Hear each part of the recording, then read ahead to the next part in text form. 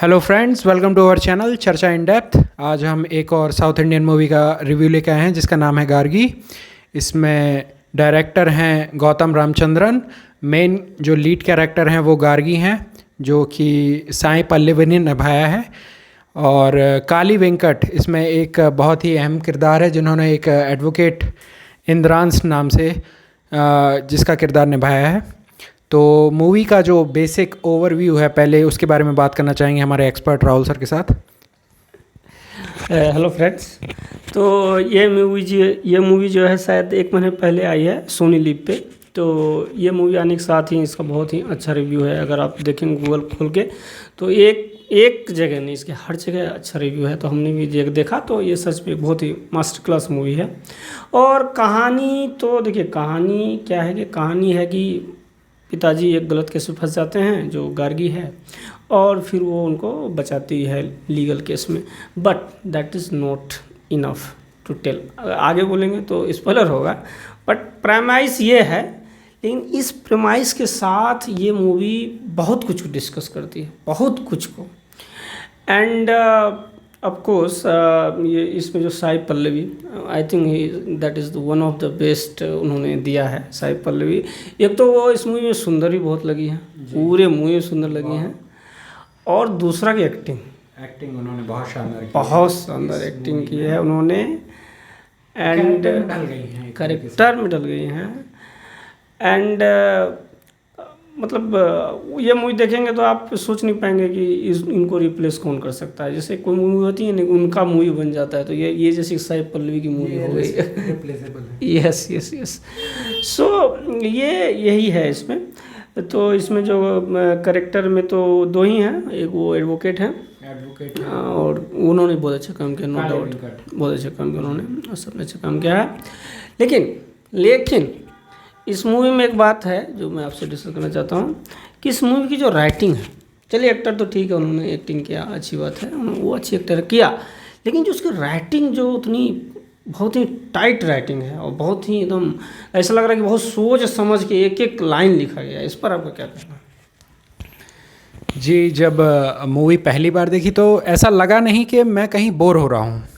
उस मूवी ने आपको बांधे रखा है एक तरीके से। आप एक कांस्टेंट फ्लो में चले जाते हैं। आप उस कैरेक्टर में, उस कंडीशन में, उन सर्कमस्टेंसेस में आप देख पा रहे हैं कि हाँ, वाकई में ये चैलेंजेस एक मिडिल क्लास वुमेन फेस कर सकती है। कई तरीके के सोशल मैसेज रेस किए गए हैं।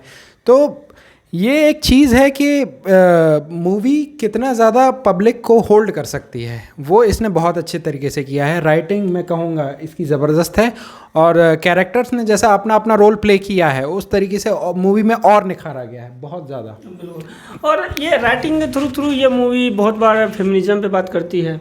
बहुत बार जो एक दो बार, बहुत बार तो नहीं, लेकिन जैसे कि वो male child and female child, उस पर बात करती है। मतलब ये बहुत सटल वे में सोसाइटी पे बहुत कटाक्ष करती है कि सोसाइटी किस सटायर टाइप से। लेकिन थोड़ा सा उसको समझना पड़ेगा। ये मूवी आप जब भी देखें तो हम लोग आपको ये कर रहे हैं कि ये मूवी जब भी देखें तो आप अकेले देखें। ये मूवी 10 आदमी साथ देखने की है ही नहीं, क्योंकि इसका डायलॉग ही मेन है। एक एक बात को समझना पड़ेगा उसमें, है ना। तो ये है। अब दूसरा पॉइंट आते हैं हम लोग। तो इसमें क्या है कि ये मूवी एक तरह से उस मुद्दे पे भी सवाल करती है कि जो आपको दिखता है ज़रूरी नहीं है कि वैसा ही है। यानी कि परसेप्शन आपका, एक जो इंडिविजुअल का परसेप्शन है या एक सोसाइटी का परसेप्शन है, एक बहुत लार्ज ग्रुप का परसेप्शन है, वो परसेप्शन बहुत चीज़ों में बेस्ड होता है और उस परसेप्शन को दिखाया जा सकता है अगर सब कुछ वो मैनेज कर लिया जाए। जैसे इंडिया में कहा जाता है पॉलिटिकल पार्टी परसेप्शन मैनेज करती है, नैरेटिव जिसको हम लोग कहते हैं। तो इस मूवी में उसको बहुत अच्छे से एक डील किया गया है कि परसेप्शन अगर बना हुआ है that need not to be true. जरूरी नहीं है, we can challenge it, perception को चैलेंज कर सकता है। इस पर आपको क्या कहना है? जी बिल्कुल।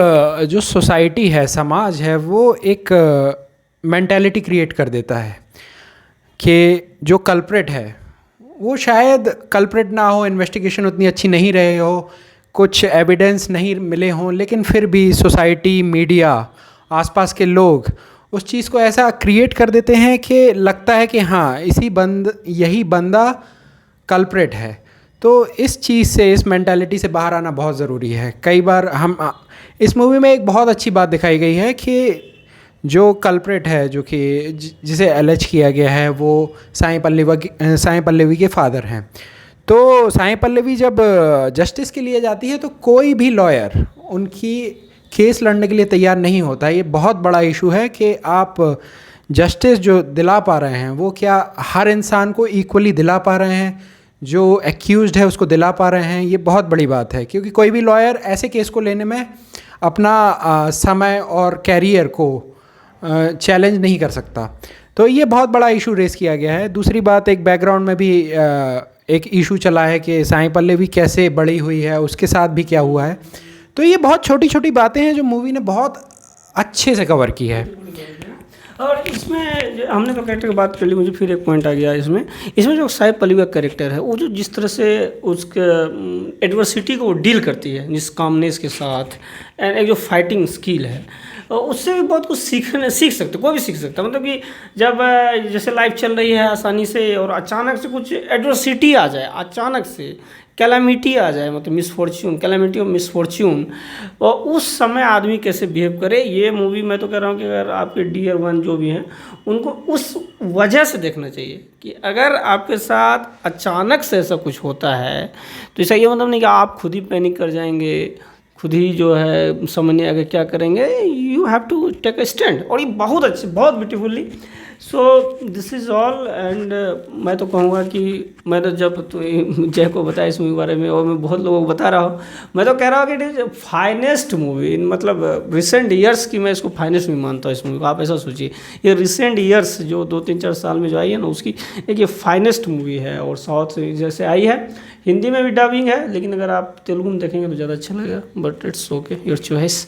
सो अब रेटिंग की बात करते हैं, तो जय जी आप इसको कितना रेटिंग दे रहे हैं? देखिए, on the basis of character, on the basis of story line, writing, मुझे नहीं लगता है इस मूवी में कहीं कुछ कमी रह गई है। इसने जो चीज़ दिखाना चाहा ये उसको दिखाने में 100% सक्सेसफुल रही है। तो 4.5 out of 5, because perfection doesn't exist, but हाँ मुझे लग रहा है ये बहुत नियर है परफेक्शन के। तो मेरी रेटिंग रहेगी 4.5 आउट ऑफ 5। यस सेम मेरी वही है कि 5 नहीं देंगे, क्योंकि वही है कि परफेक्शन कुछ और कुछ हो सकता है। मन में रहता है कि 5 वाली मूवी कुछ और होगी, तो वो सिर्फ उस वजह से, क्योंकि हमने अभी नहीं देखा है। 10/10 मूवी तो कुछ होती नहीं है, जैसा आपको पता है। हाईएस्ट रेटिंग भी 9.2 के करीब होती है, तो 4.5। इसका ये मतलब नहीं कि हम हाफ नंबर काट रहे हैं, हम हाफ नंबर छोड़ रहे हैं कि कोई इससे अच्छा बना दे चाहे कभी कुछ, तो उसको देंगे 5। So that's guys, go and watch this movie, be blessed.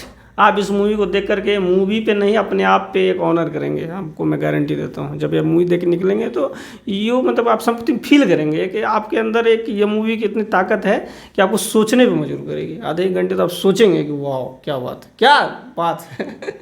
So yes. और हाँ, सस्पेंस और थ्रिल को इसने बनाए रखा है। एक नॉर्मल इंटेरोगेटिव और मर्डर मिस्ट्री नहीं है, बट फिर भी एक सोशल मैसेज के साथ ये मूवी आपको बांधे रखती है। ये इसकी बहुत अच्छी बात है। तो इसी के साथ हम अपना वीडियो समाप्त करते हैं, और लाइक करिए, शेयर कीजिए, सब्सक्राइब कीजिए हमारे चैनल को, और कुछ सजेशंस के लिए कमेंट कीजिए। Thank you.